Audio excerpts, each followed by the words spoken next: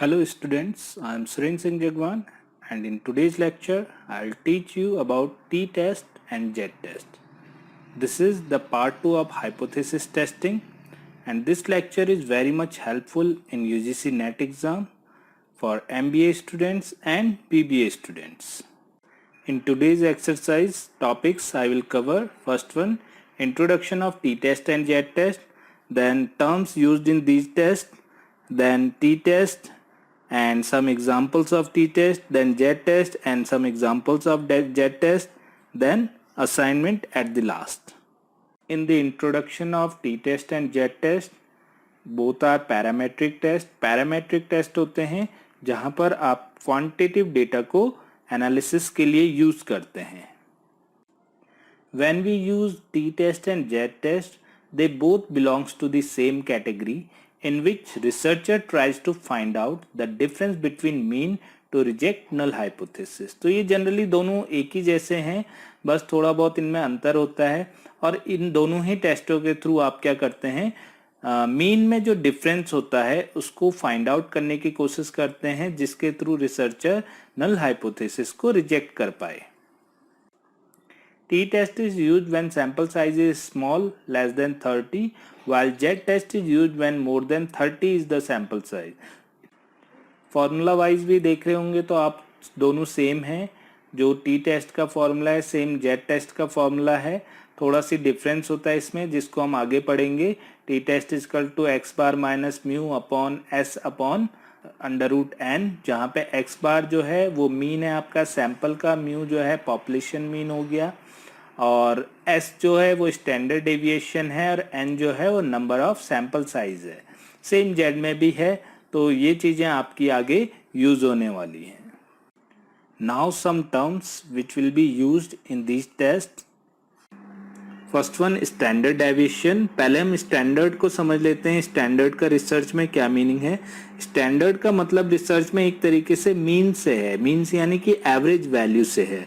सो जो भी आप रिसर्च में डेटा ले रहे हो आपके नॉर्मल डिस्ट्रीब्यूशन में, तो उसमें एक मीन निकलता है और उसके आसपास जो वैल्यूज होती हैं वो मीन से कितनी दूरी पे हैं उसको हम स्टैंडर्ड डेविएशन बोल देते हैं. तो डेविएशन मीन्स कितनी फैली हुई हैं, कितनी डिस्पर्स हैं वो अपने डेटा सेट में. Second one is standard error.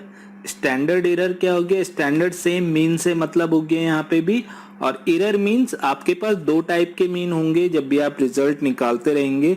तो एक हो गया पॉपुलेशन मीन और एक हो गया आपका sample mean.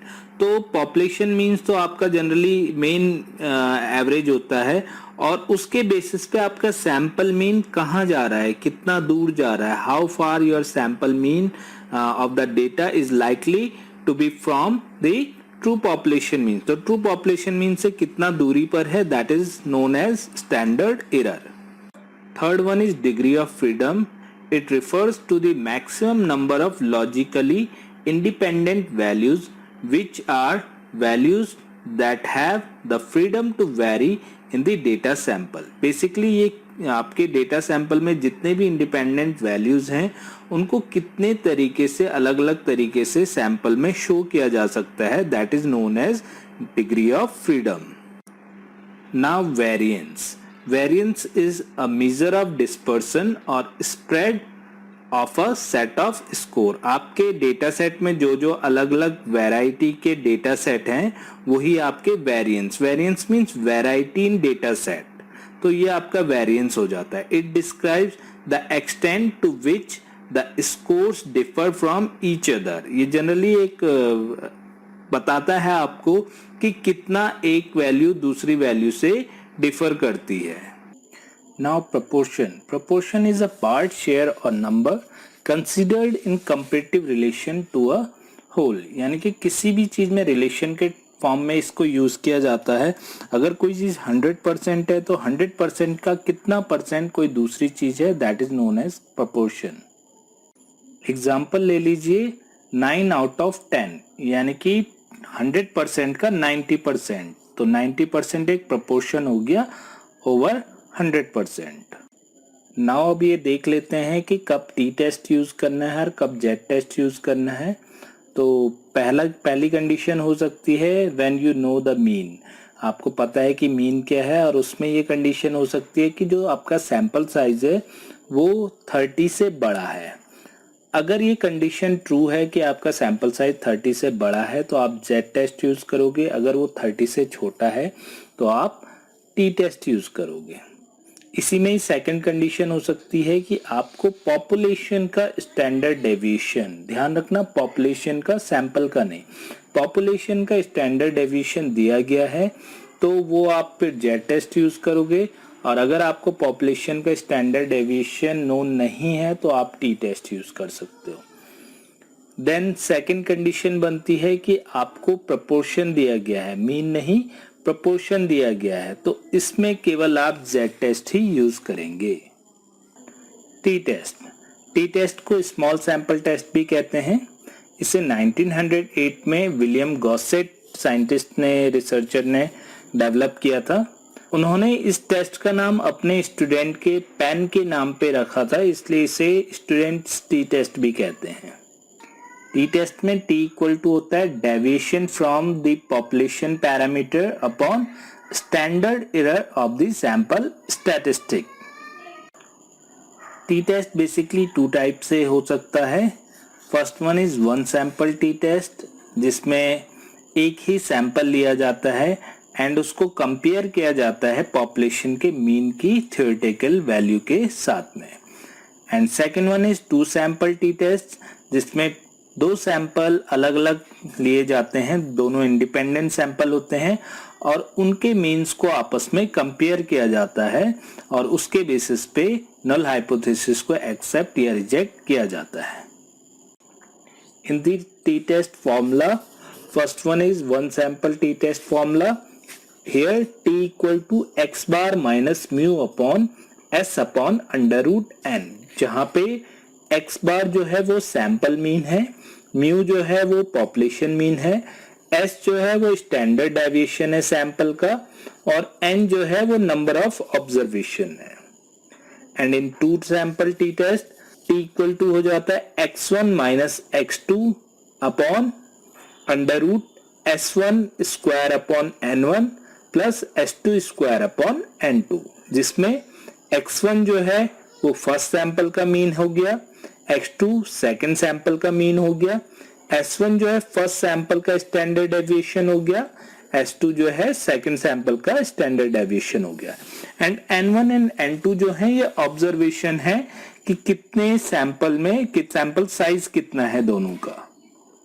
In the third formula, where variance of the sample is given and population is unknown, so वहाँ पे क्या हो सकता है, अगर सैंपल साइज छोटा है तो टी टेस्ट यूज किया जाएगा।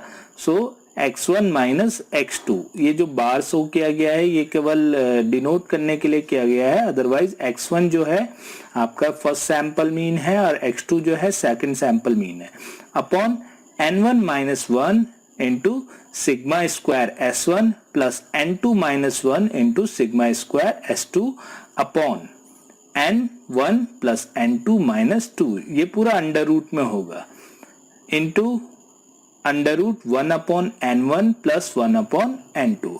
अब यहाँ पे जो ये सिग्मा s1 और सिग्मा s2 है ये वेरिएंस है दोनों सैंपल के अलग अलग। फर्स्ट सैंपल का वेरिएंस हो गया सिग्मा s1 और सेकंड सैंपल का वेरिएंस हो गया सिग्मा s2, और जो ये n1 प्लस n2 माइनस 2 है ये आपका डिग्री ऑफ फ्रीडम है।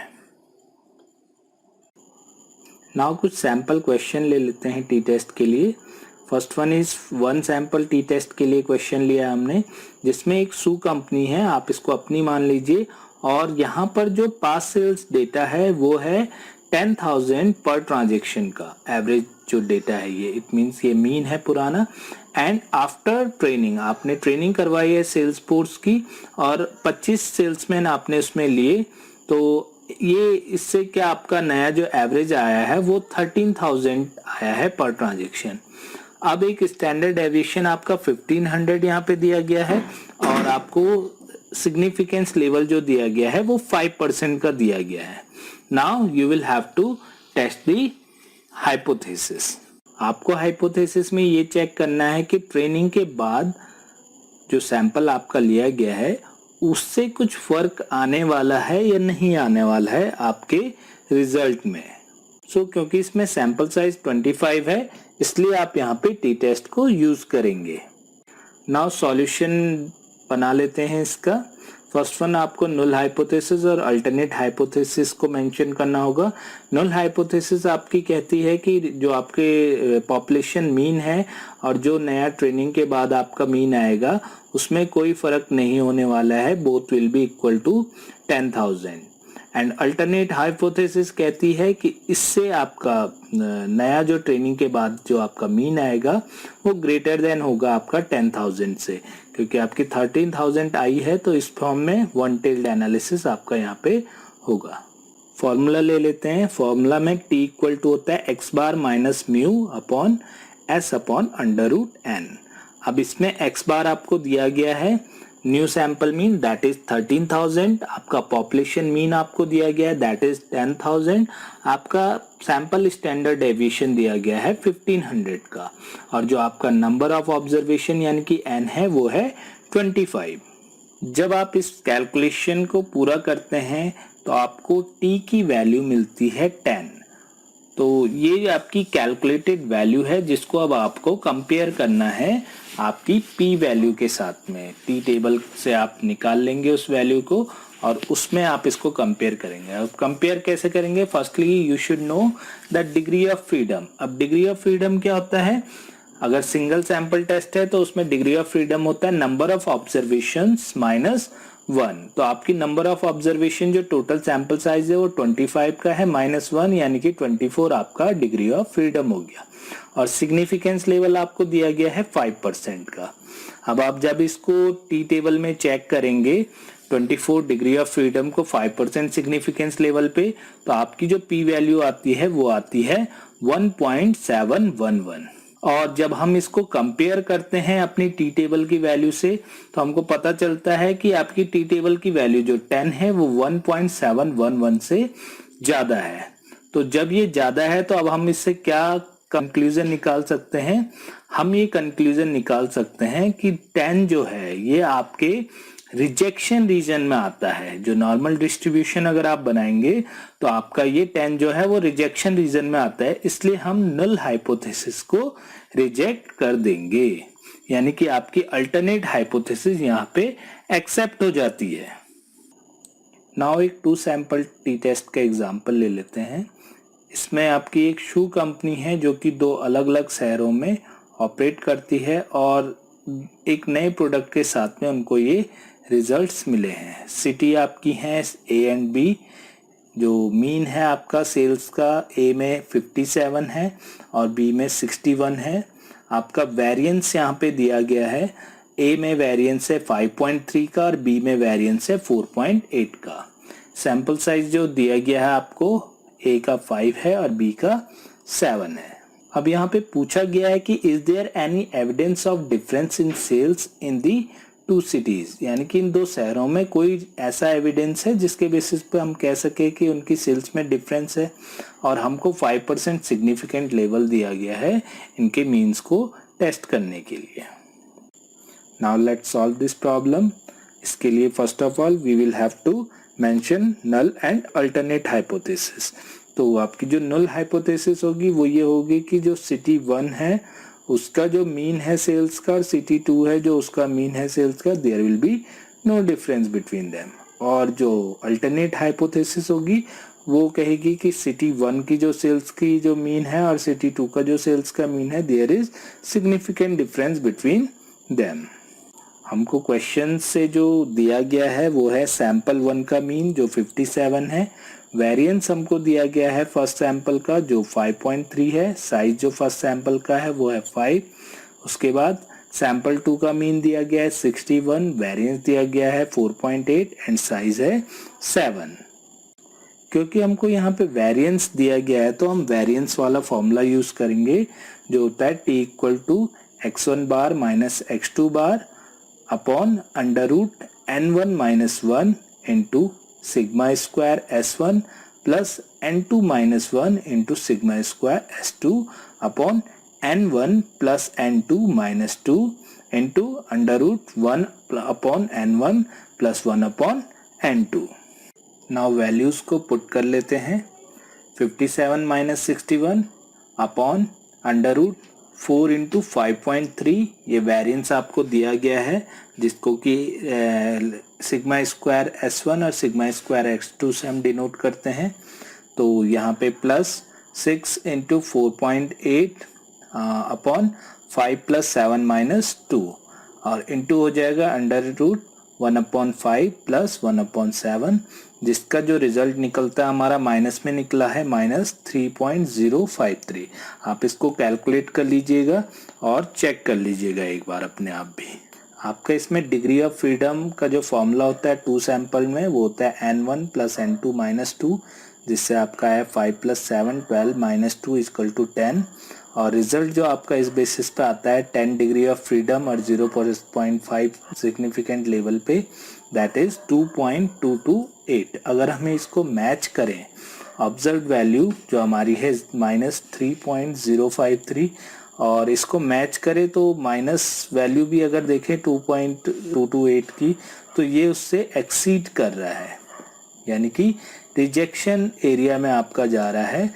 तो इस बेसिस पे हमारी जो नल हाइपोथेसिस होगी वो रिजेक्ट हो जाएगी और अल्टरनेट हाइपोथेसिस जो कहती है कि there is significant difference between two cities mean sales mean, so that will be accepted.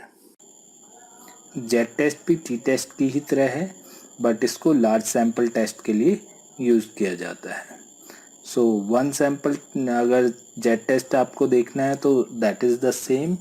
So Z is equal to हो जाएगा X bar minus mu upon sigma upon under root N. तो X bar यहाँ पे sample mean हो गया, mu हो गया आपका पॉपुलेशन मीन, सिग्मा हो गया आपका स्टैंडर्ड डेविएशन एंड एन जो है वो आपका हो गया नंबर ऑफ ऑब्जर्वेशन यानी कि सैंपल साइज। अब अगर आपको 2 सैंपल टेस्ट देखना है तो आपको वहाँ पे पॉपुलेशन अगर डिफरेंट है तो आप कौन सा फॉर्मूला यूज करेंगे, z equal to x1 bar minus x2 bar upon x under root sigma 1 का square upon n1 plus sigma 2 का स्क्वायर अपॉन n2, जहाँ पे x1 और x2 आपके सैंपल मीन हो गए और सिग्मा 1 एंड सिग्मा 2 आपके स्टैंडर्ड डेविएशन हो गए और n1 और n2 आपके नंबर ऑफ ऑब्जर्वेशन या आप इसको सैंपल साइज भी कह सकते हैं। अगर आपको प्रोपोर्शन दिया गया है और सैंपल साइज लार्ज है तो भी आप जेड टेस्ट यूज करेंगे, जिसका फॉर्मूला है small p minus capital P upon under score P into q upon n। यहाँ पर स्मॉल p या p बार से भी इसको डिनोट कर सकते हो जो कि ऑब्जर्व प्रोपोर्शन है, और कैपिटल P से डिनोट किया गया या P से डिनोट किया गया वो है पॉपुलेशन प्रोपोर्शन एंड Q जो है वो होता है 1 माइनस P। एग्जाम्पल ले लेते हैं Z टेस्ट का। एक सिंपल रैंडम सैंपल किया गया है मंथली अर्निंग का मैन्युफैक्चरिंग वर्कर्स के ऊपर 2 अलग अलग स्टेट्स में, जिसके बेसिस पे जो स्टैटिस्टिकल इंफॉर्मेशन आई है वो ये है सिटी ए और सिटी बी है। एवरेज मंथली जो सैलरी इनकी है सिटी ए वालों की 6,950 है और सिटी बी वालों की 7,100 है। स्टैंडर्ड डेविएशन जो आपको दिया गया है सिटी ए में 400 है और सिटी बी में 600 है। सैंपल साइज जो आपने लिया है सिटी ए में 200 लिया है और सिटी बी में 175 लिया है। अब क्योंकि यहाँ पे सैंपल साइज मोर देन 30 है तो हम जेड टेस्ट को यूज़ करने वाले हैं। नाउ सॉल्यूशन कर लेते हैं। अब इसमें सबसे पहले हमको नल एंड अल्टरनेट हाइपोथेसिस को मेंशन करना होगा। नल हाइपोथेसिस आपकी कहती है कि जो आपका स्टेट ए है और स्टेट बी है उनके बीच में कोई डिफरेंस नहीं है, मीन में कोई भी डिफरेंस नहीं है, और अल्टरनेट हाइपोथेसिस कहती है कि उनकी सैलरी के मीन के बीच में डिफरेंस है। लेट्स सी हमको क्वेश्चन में क्या क्या मिला है। स्टेट ए के जो सैंपल में है उसमें जो मीन सैलरी वो है 6,950, स्टेट 2 में जो मीन सैलरी है वो है 7,100। स्टैंडर्ड डेविएशन स्टेट ए का है 400 रुपीज़ और स्टेट बी का है 600। सैंपल साइज स्टेट ए का जो लिया गया है वो है 200 का और स्टेट बी का जो लिया गया है वो है 175 का। अब इनके बेसिस पे जो हमारा फॉर्मूला यूज़ होगा वो होगा z is equal to x bar 1 minus x bar 2 upon under root sigma square 1 upon n1 plus sigma square 2 upon n2। फॉर्मूले में जब इन वैल्यूज को रखा जाता है, आप इसको चेक कर लीजिए एक बार। आप इस फॉर्मूले में सारी वैल्यूज को रख के तो जो हमारा रिजल्ट आया है वो आया है -2.809। और जो 5% सिग्निफिकेंट लेवल पे जो आपका रिजल्ट आना चाहिए था जेड फॉर्म में, वो होना चाहिए था मीन बिटवीन 1.96, यानी कि +1.96 से -1.96 के बीच में। और जो आपका रिजल्ट आया है वो इससे एक्सीड कर रहा है -2.809। तो इस बेसिस पे ये आपका रिजेक्शन रीजन में आ रहा है। और इसके बेसिस पे हम कह सकते हैं कि there is significant difference between state 1 manufacturing employees salary and state 2 manufacturing employees salaries. So result के बेसिस पे हमारी अल्टरनेटिव हाइपोथेसिस जो होगी वो एक्सेप्ट हो जाती है और नल हाइपोथेसिस रिजेक्ट हो जाती है। Let's take an another example, proportion. So a certain process produces 10% defective toys. एक कंपनी में एक प्रोसेस के अंदर में 10% टॉयज खराब हो जाते हैं और एक नया सप्लायर आता है जो आपको रॉ मटेरियल देने के बाद कहता है कि मेरे जो ये नया रॉ मटेरियल है उससे आपका ये जो प्रोपोर्शन है मटेरियल में ख़राब होने का वो कम हो जाएगा। अब कंपनी ने क्या किया कि 400 यूनिट्स उससे प्रोड्यूस किए और उसमें पाया कि 34 जो यूनिट्स थी वो डिफेक्टिव मिली। सो क्या ये कहा जा सकता है कि मतलब जो नया सप्लायर है उसका क्लेम एक्सेप्ट किया जाए या रिजेक्ट किया जाए? टेस्ट जो होगा इसमें सिग्निफिकेंट लेवल वो 1% पे होगा। Let's solve this problem. Firstly, take null hypothesis and alternate hypothesis. तो आपकी null hypothesis क्या कहेगी कि जो नया सैंपल, जो नया आपका रॉ मटेरियल है उसका जो प्रोपोर्शन रहेगा वो 10% ही रहेगा। और अल्टरनेट हाइपोथेसिस कहती है कि उसका प्रोपोर्शन कम हो जाएगा। इस बेसिस पे देखा जाए तो आपका जो P हो गया वो 10% हो गया और जो आपका Q हो जाएगा वो 100 - 10 यानी कि 90% हो जाएगा। इसको अगर हम 1 की फॉर्म में डिनोट करें तो 0.1 एंड 0.9 हो जाएगा। अब जब ऑब्जर्व्ड सैंपल प्रोपोर्शन हम करेंगे तो ऑब्जर्व्ड सैंपल प्रोपोर्शन हो जाएगा आपका 34, यानी कि जो डिफेक्ट आया है अपॉन हाउ मैनी मीन्स 400 में से। तो 400 में से 34 जो बनता है वो बनता है 0.085।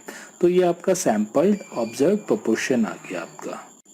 नाउ अब आप इन वैल्यूज को z के फॉर्मूला में रख लेंगे। z equal to p bar minus p upon under root p into q upon n। तो इस बेसिस पे हो गया ये आपका 0.085 minus 0.1 upon under root 0.1 into 0.9 upon 400।